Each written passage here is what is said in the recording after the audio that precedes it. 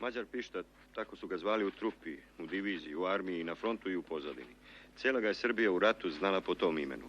Mada mu nijedno od ta dva nije bilo ni ime ni prezime.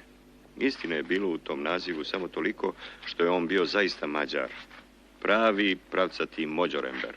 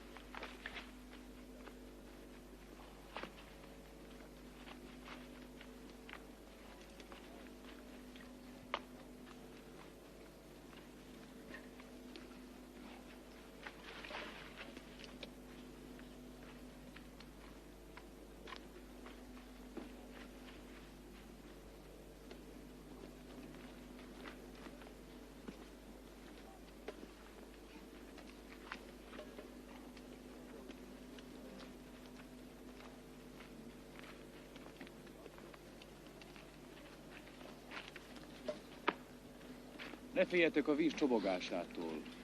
Most hívnak a pontyok. És különben is, ha valamelyik rác átpróbál úszni, csak hagyjátok átjönni. A vizes ember fáradtabb a részektől. Én végigjárom a partot. Megfigyeléseket fogok végezni. Lehet, hogy a vízbe is belegázolok. Igen!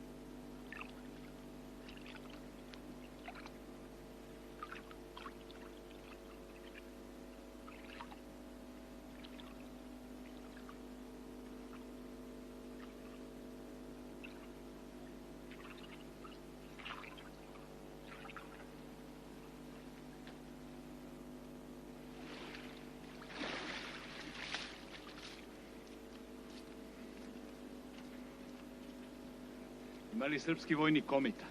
Stoj! Hvala Bogu. Ne moram mnogo tražiti. Ja sam kapetan Hangoš. Hoću da se bijem protiv Franje.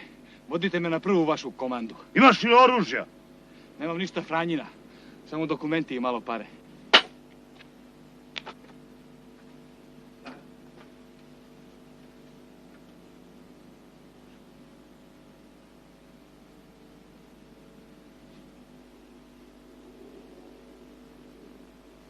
Dobro, a gde bi da se bijete? I da znate našu komandu, morate moliti ministarstvo vojno da vas primi i da vas rasporedi. Znači, hoćete gde je i vlada? Kako vi naredite. Kako zakon. Ja mogu prvo vreme i kod vas ostati. Kod mene? Dobro, gospodine kapetane. Razumem vas. To će biti najbolje. Baš zato što je najopasnije. No razume se, u početku ćete vi biti običan borac, dobit ćete pušku, a posle vidjet će se. Razumem, gospodin major.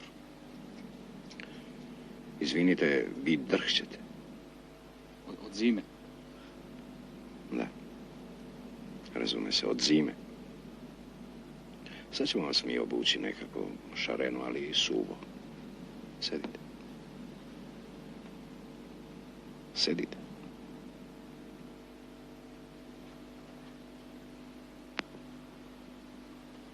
Verovatno ste i gladni.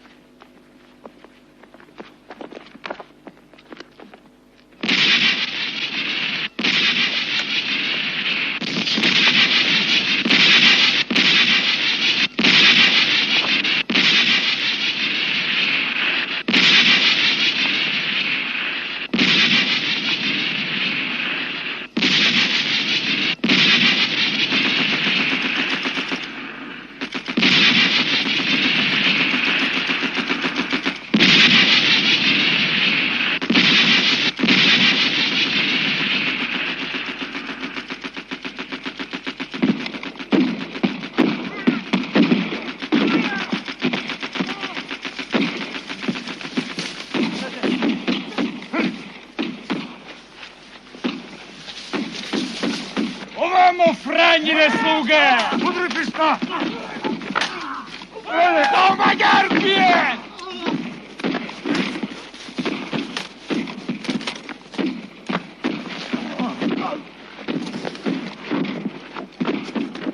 Do Mađarpije!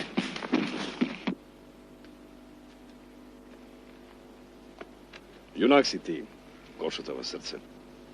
Nego slušaj, ne bi li ti opet prešao preko, pa da se vratiš kada izvršiš zadatak? To ja ne možem. Da se bijem, hoću. Ali špion, izvinite, ne možem. Razumem. Zašto se ti zapravo boriš? Hoćeš i da pogineš? Nisam hteo to do sada da te pitam, ali pošto mislim da te pošaljem namo dole, nadam se da te ne vređa moje pitanje. Znam. A mene teško govoriti. A ne bojte se, nije ono. Ni krajcare duga ja tamo nisam ostavio.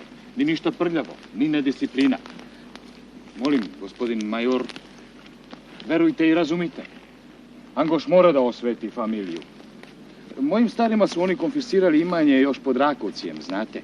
Posle smo malo vratili kad se jedan Angoš vratio iz Turske. A 48. mog dedu, pukovnika, junaka, Franja, obesio. Rusi zarobili i sablju mu ostavili i šampanjski tost mu digli, a kad predali tom svinji švapskom, on ga obesio. Moj otac se onda rodio. Deda je babi pisao pre katastrofe da sina uči mrziti Austriju, Franju, da ako dođe do katastrofe, bude on Franjin oficir, da izda svinju, za srce da ga ujede. On siroma umro, ali mene je učio da mrzim Austriju. Zato ja išao u Akademiju Ludoviceum i bio uvek prvi, to jest posle jednog grofa Esterhazy, ali to svaki znao šta je. Zato ja ranije počeo učiti srpski. Lane zbog Skadra, ove godine zbog Albanije. Mislio sam sad je vreme. Hoće li još koga biti kao što si ti? Ne znam. Šta mari? Ja nisam političar. Ja sam angoš i vojnik. Sad mogu i da poginem. Bijem Franju. Bijem ga. U srce ga bijem. Slušaj, nema smisla da te ja ovdje držim i da te izlažem. U trupi ćeš ti bolje poslužiti. Zato ću te još večeras poslati u Niš. Ponećeš jedno pismo za majora Blažića u ministarstvu i on će sve svršiti. Nadam se da ćemo ostati u dobroj uspomeni jedan drugome.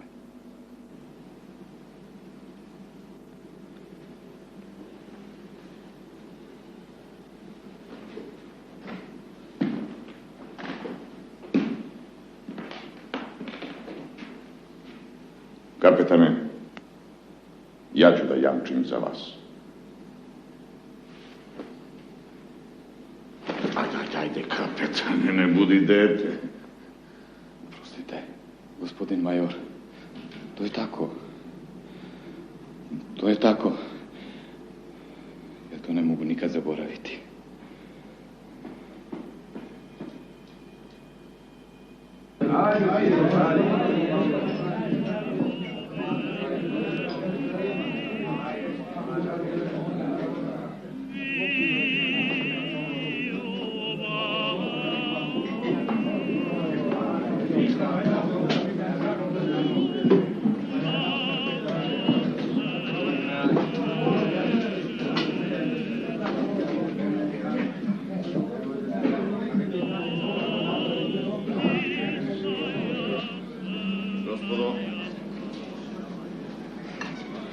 Večeras je stigla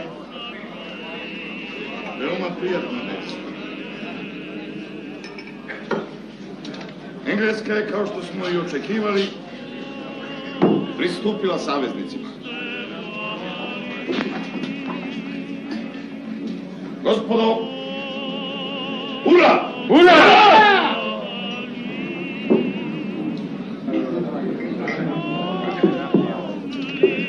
Sad mogu da pređu i neka rade sa nama šta hoće. Rat će trajati dok saveznici ne pobede. Engleska još nikad nije izgubila rat. Kad buldog zagrize, ne popušta. Bravo!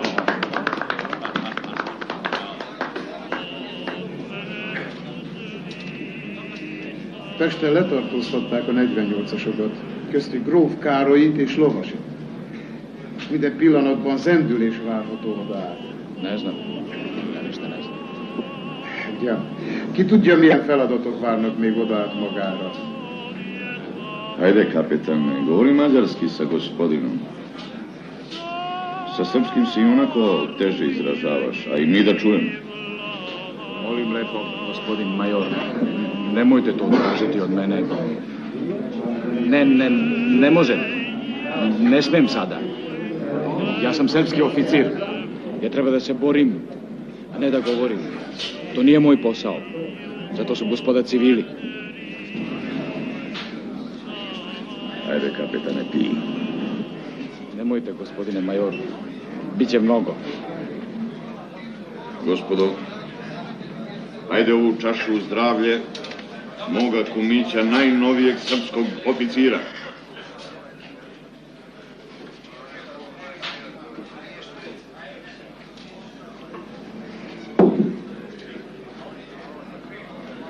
Sad već mogu da vam saopštim. Našem novom drugu ukazana je naročita čast. Na moju intervenciju on će sutra biti postavljen za komandira čete u našem najhrabrijem takozvanom Gvozdenom puku, koji sam ima više medalja za hrabrost nego čitava Moravska divizija. Sedi, kaput. Pa, dragi moj, ja se nadam da će se ti pokazati dostojan te divizije i da ćeš osvetlati obraz svima nama koji smo te na prvi pogled zavoleli i primili za brata. I da ćeš osvetiti ime koje nosiš. I naš pesnik negde kaže: Arpadov sine plećati i viteški. Živio, kapitane! Gospodin major, ja do sada nisam imao ni oca ni majku. Sad imam. Vojvoda Lav, moj otac, vi, gospodin major, moja majka. Vi niste znali mene. Vi ni sada ne znate mene. Opet ste me primili na svoju oficirsku čast. Gospodin major, kunem se vešalima moga deda junaka da se nećete pokajati što ste mi verovali. Da žive moji današnji roditelji, živela srpska vojska, čiji sam posljednji vojnik. Bravo, bravo!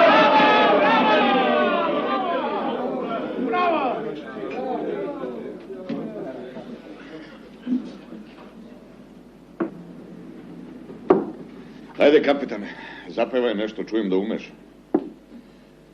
Austrijo, neka, neka, tebe Gosta slobodno čeka, joj, brate, joj, brate, joj, brate, joj, brate, joj.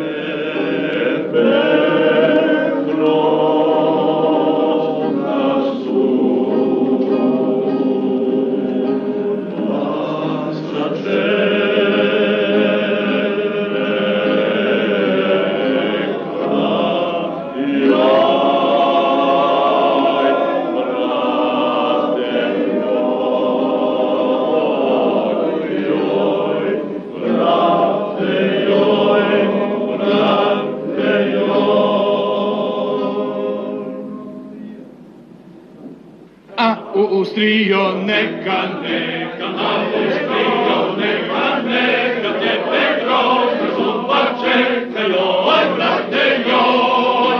Austrio, neka, neka, Austrio, neka, neka, tebe groza zuba čeka, joj, brate, joj.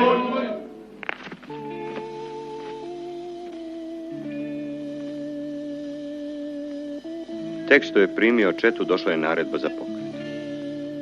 Posle bitke na Tekerišu, pukovnik je Hangoša predložio za odlikovanje. U početku je dobijao tražene najteže zadatke, ali uskoro mu je pukovnik zabranio da se prijavljuje. Što vas žao, gospodin komandant, za glavu jednog ludog Mađara? Meni je samo žao, gospodine kapetane, da jedan takav oficir ludo pogine. Treba će meni vaša glava za nešto važnije. Sačekajte. Čelični pukovnik, taj tuberkulozni pegavi seljačić, koji je u pljusku šrapnela rasta u očima vojnika do legendarne veličine, snage i lepote, jedne večeri, na podnožju Crnoga vrha, našao je zadatak dostojan Mađar pište.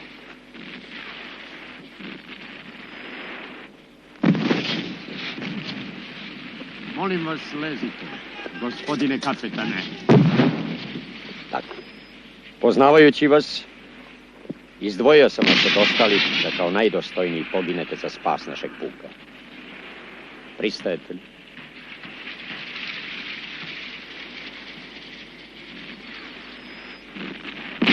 Pristajem, gospodin komandant. Hvala. Znao sam.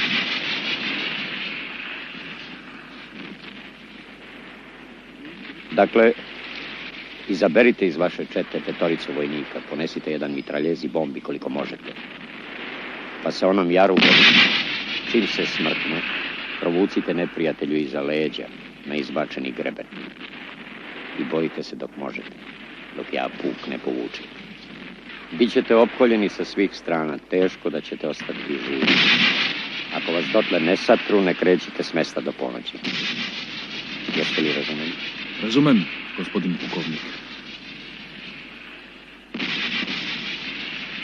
Vi ste valjan, mladić.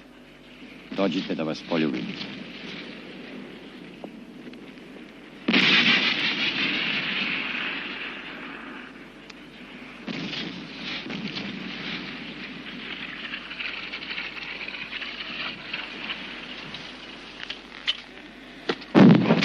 Bogom, junače.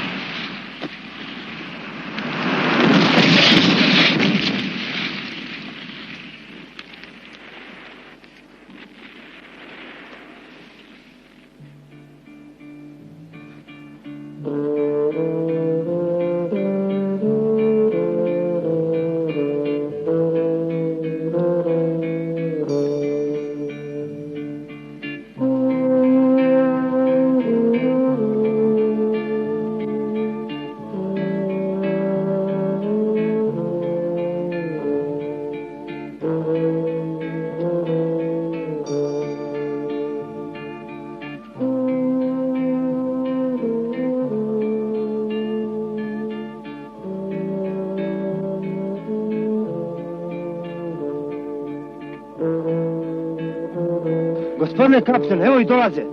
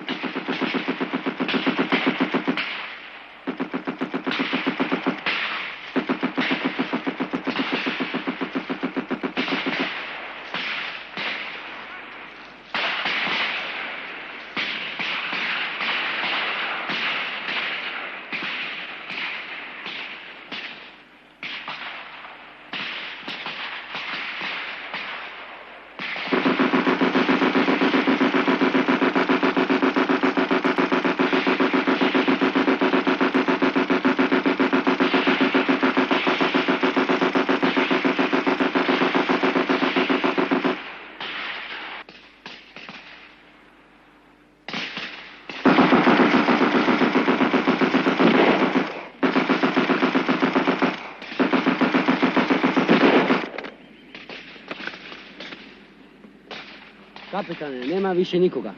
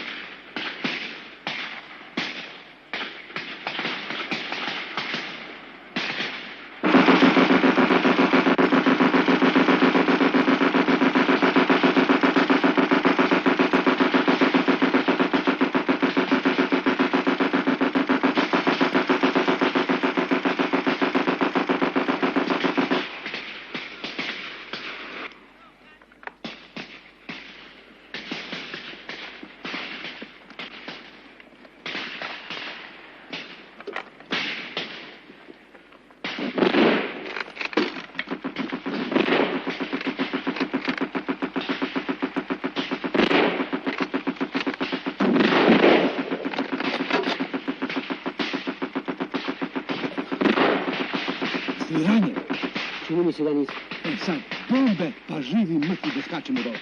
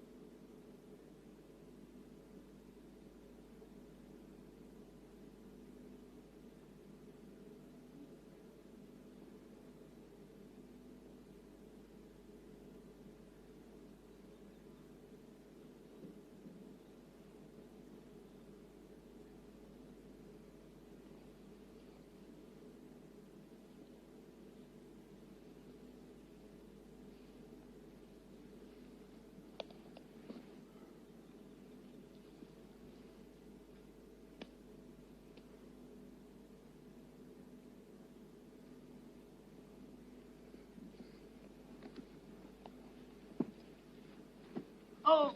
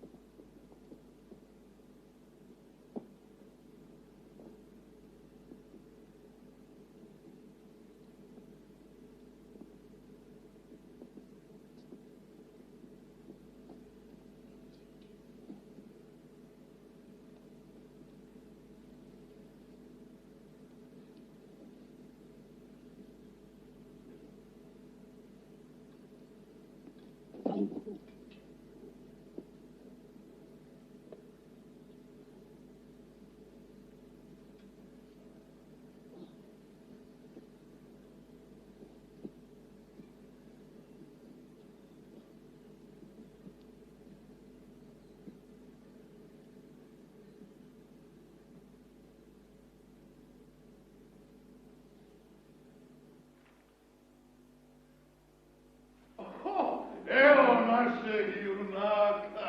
Zdravo, Nasimi. Čekaj da te vidim. Kako će biti dobro. A ovo samo si nešto omršao, a? To je od trbušnog tifusa. Odležao sam 6 nedelja. I eto, doktori me silom poslaše u Niš. Neka i trebalo je. Ajde, sedi. Ajde, sedi. Eto, sada si tu i odmari. Živi kako znaš.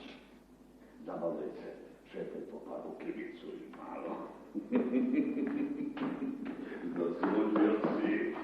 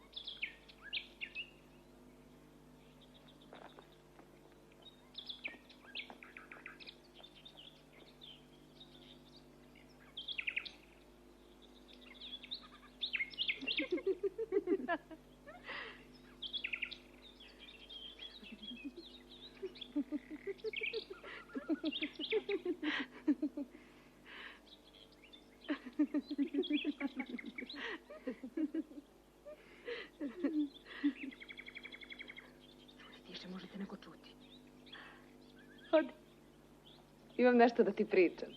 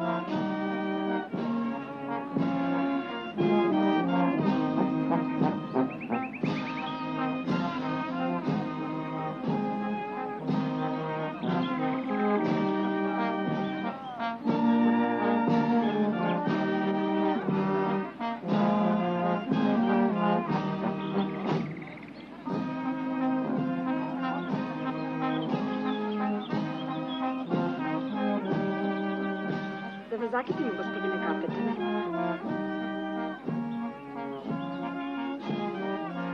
Molim vas prilog za Crveni krst.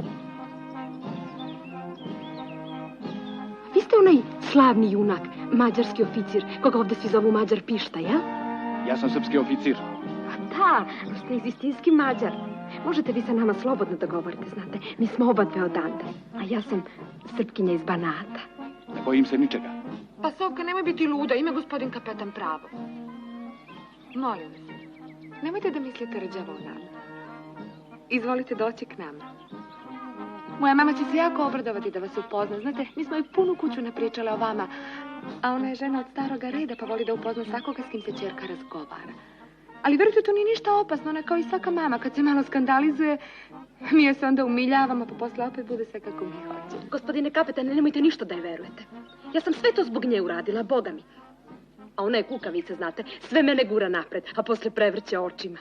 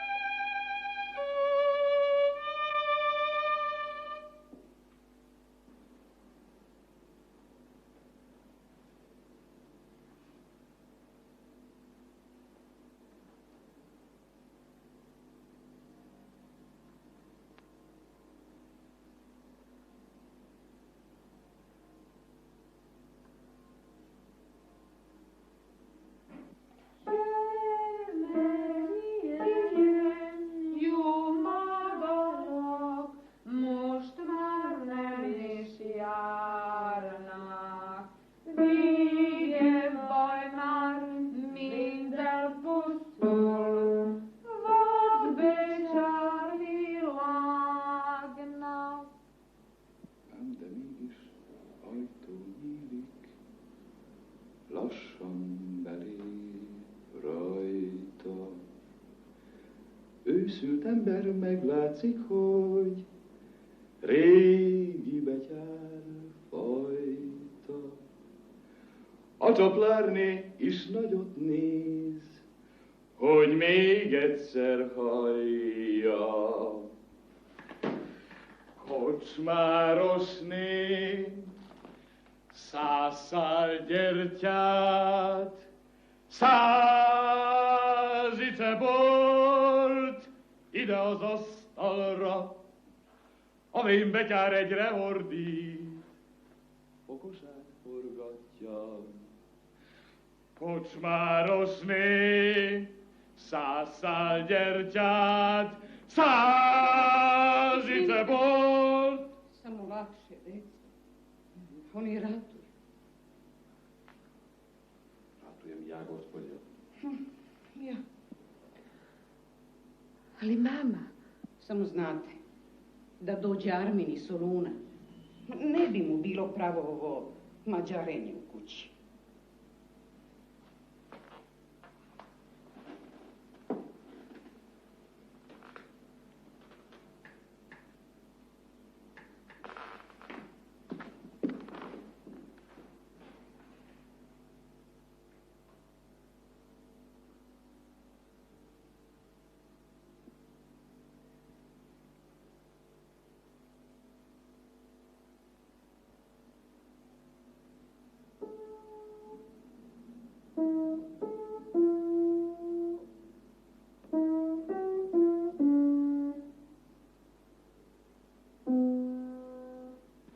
I ti mi ratuješ. Ti si za mene bio i ostao Mađar. I uopšte avanturista. I nikakva prilika ni za kćer, ni za suprugu. Vidiš le, samo stavljaj.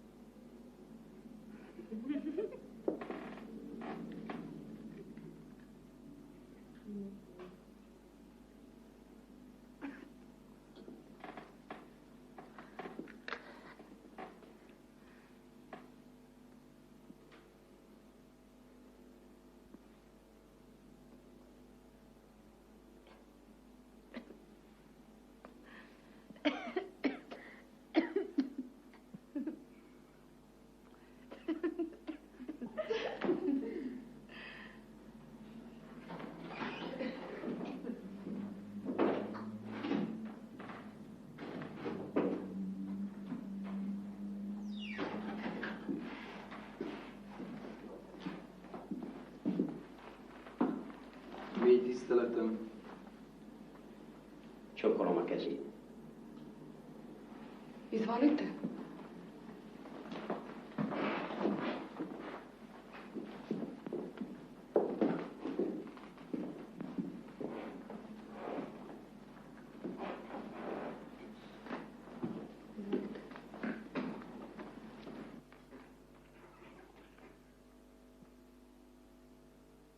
Gospoda se čini mi se ne poznaju. Gospodin kapetan Mađar, gospodin Hanguš, gospodin zastavnik Odri, član Narodnog pozorišta u Pešti i gospodin lajtnant Šarvizi, virtuoz, svršeni konzervatorista.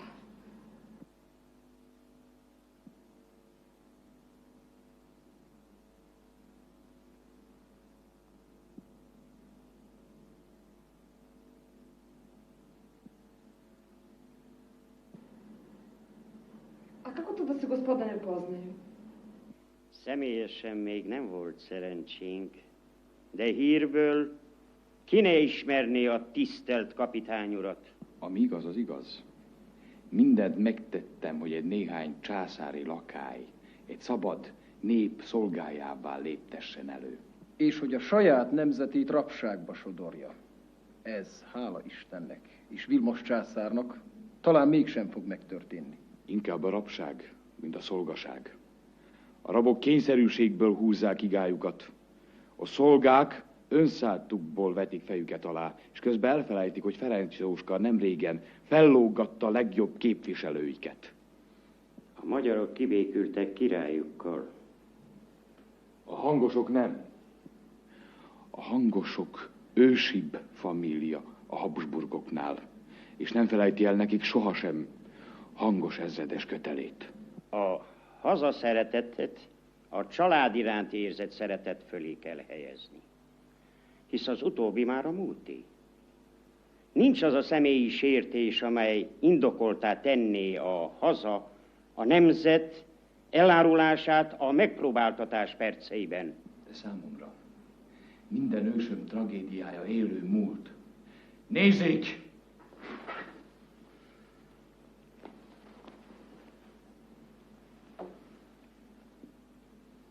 Nézzék ezt a homlokot. Nézzék ezeket a szemeket. De ez nem vagyok én. Nem engem hurcoltatott bitóra az a gazember, aki sohasem győzött le, akinek becsületszóra adtak át. A Hangos nem velem született. Már régen létezik. A szerepem az, hogy megbosszuljam a sérelmeket. És a nemzetemnek nincs több hangosa. Ha csak olyanokból áll, mint ti, akkor én megtagadom a nemzetemet. Velünk könnyű elbánni, hisz nem tudunk visszavágni. De tőlem ne féljetek. Ha nem foglyok, hanem fegyveres, szabad emberek lennétek, még ennyi szót sem pazarolnék rátok. Aztán... Gospodo, vidi šta si uradila. Oprostite, gospođo. Gospođice, ali ja se više ne mogu zadržavati u društvu sa ovima. Ja idem. Molim vas, kapetane. Ne. Ne, gospođice. Vidim da su oni stariji poznanici. A ja slučajni. Ne mogu da idem. Gospodo, vrlo je žalosno što je do ovoga došlo, ali ako već neko mora da se udalji, ja se nadam da ćete vi shvatiti da srpski oficir to ne sme da bude.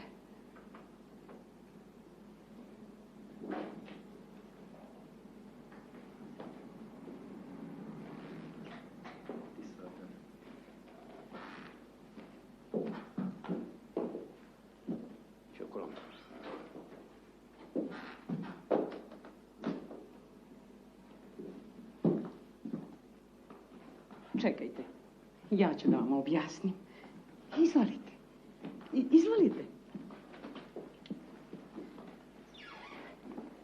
Vidite, ovaj što čopa, to vam je nekakav glumac koji čeka da ga Crveni krst razmeni. Šeta tako po Nišu već 2 meseca i goji se. A onaj drugi, to vam je nekakav violinista, da, koga su gradske gospođe pronašli i izvukli iz logora da bi im poučavao decu. Da, pošto su svi naši srpski muzikanti u ratu. I on sada ide od kuće do kuće, bere lepe pare, da, i otvoreno kaže da čeka Austrijance. Mnogima je već obećao da će im u prvi moment sačuvati kuću, da? Ali ja neću ni da čujem o tome, ne. Jer, znate, moj muž je državni liferant. I sramota me da vam kažem. Ali evo, neka vam one dve priznadu ako smeju. A šta te da pan? Mi smo samo predlagale da ostanemo u kući.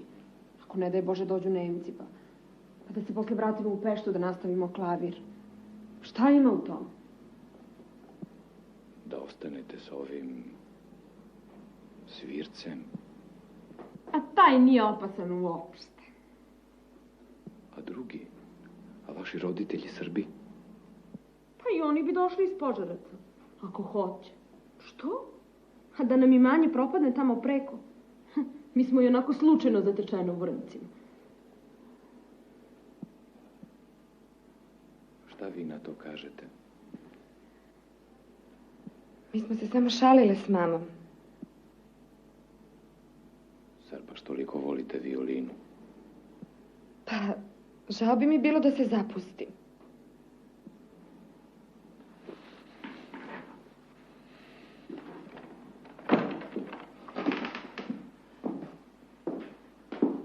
Dođite opet sutra. Nećete stvarno više imati neprijatnosti. Gledat ću.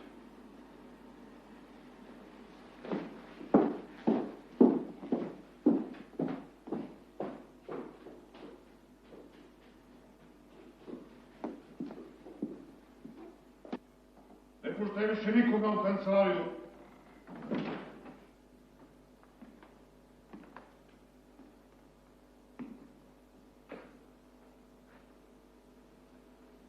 Sedi.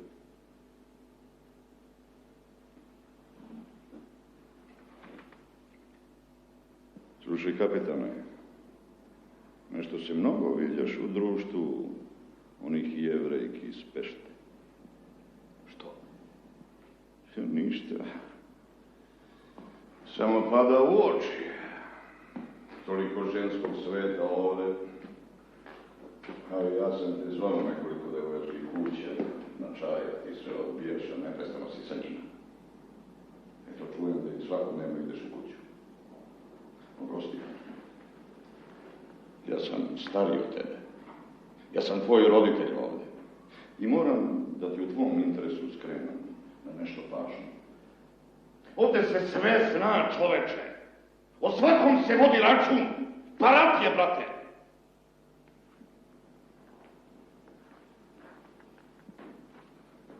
Ne ljuti se, vojnik si, moraš to razumeti. Eto, jutros čujem da se ti u njihovoj kući nalaziš u društvu nekih neprijateljskih oficira, zarobljenika, koji se pod zaštitom ovdašnjih sukanja smucaju slobodno po Nišu. Nemoj da se ljutiš, ali ja te molim da izbjegavaš to društvo. Zar se u mene može sumnjati?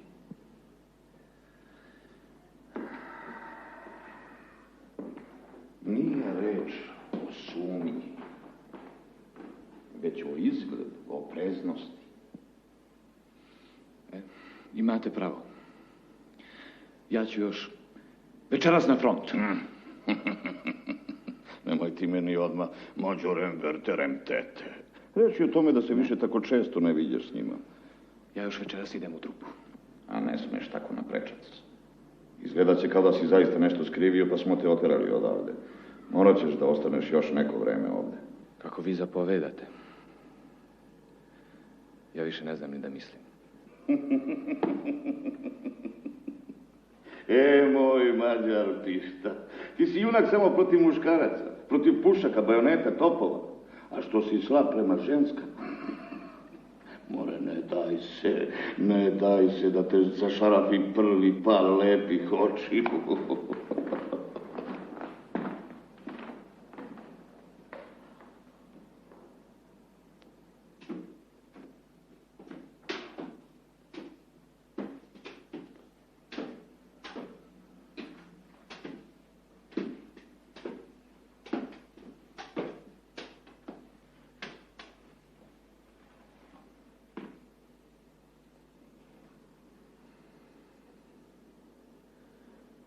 Tvoja sloboda se sastoji samo u tome da možeš poginuti na bojnom polju, bludničiti i bančiti u pozadini. Sve ostalo je sumnjivo i uskraćeno.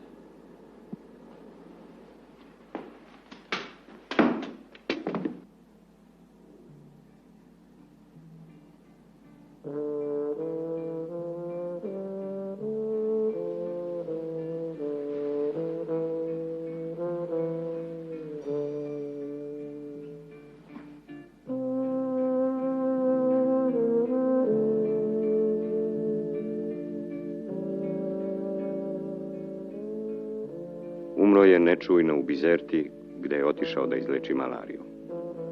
Osim kratke vesti u tadašnjim malim novinama, nigde više nije spomenuto njegovo ime.